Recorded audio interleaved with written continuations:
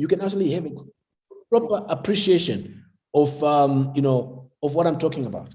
We can't get to 2050 doing what we are doing right now. We won't. We'll get to 2050, but it will look like 2029. It will look like 2019, 2020, 2018, 2017. We'll be there in 2050 chronologically, but from a life standpoint, we'll still be so left behind if we don't close that 0.4, 0.75 gap.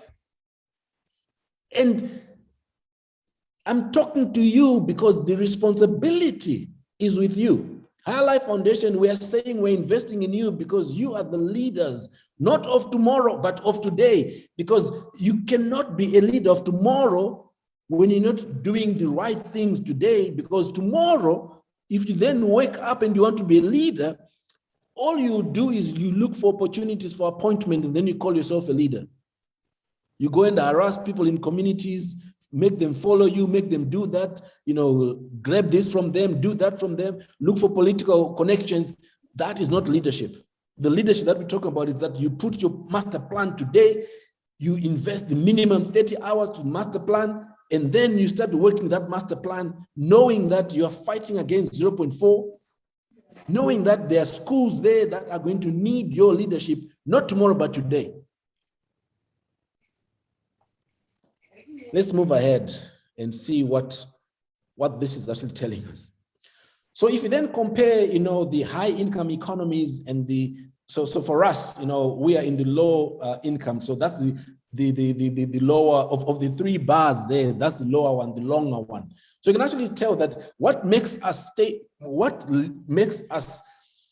not be in 0.75 is because our child survival is the number of kids that are dying before the age of 5 is too high.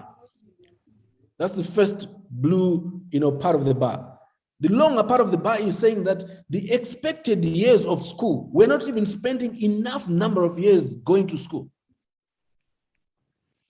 And then the third one, the last one says we're not healthy. That last one, let me just put it into context for you.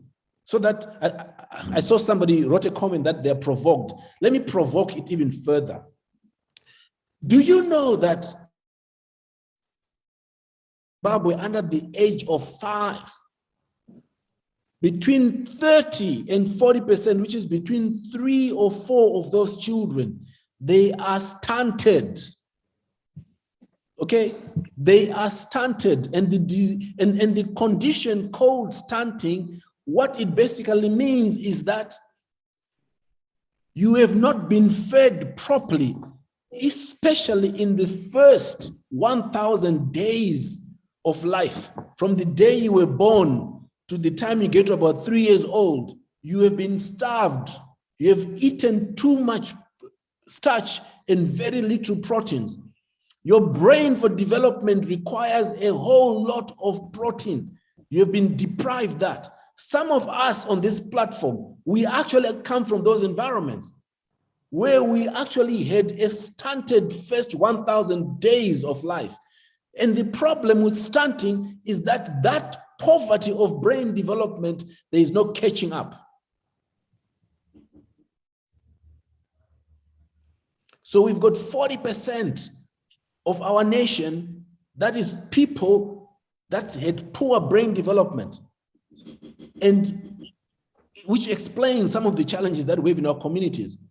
We've got too many people that had poor brain development in the first 1,000 days of their life. From the day they were born to the 1,000th day, they were fed very little protein, and their brain development was compromised.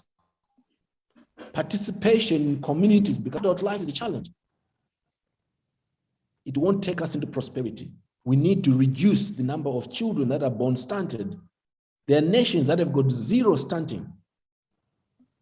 And Mr. Masiwa once said, do you know that if every under 5-year-old child in Zimbabwe would eat an egg minimum 3 times a week, we would deal with stunting. We eliminate stunting 100%. So how many of you are even looking at going into agriculture so that you can go and change that narrative? to say we'll make sure that every household in Zimbabwe must be able to raise some chickens, or we must be able to have a country that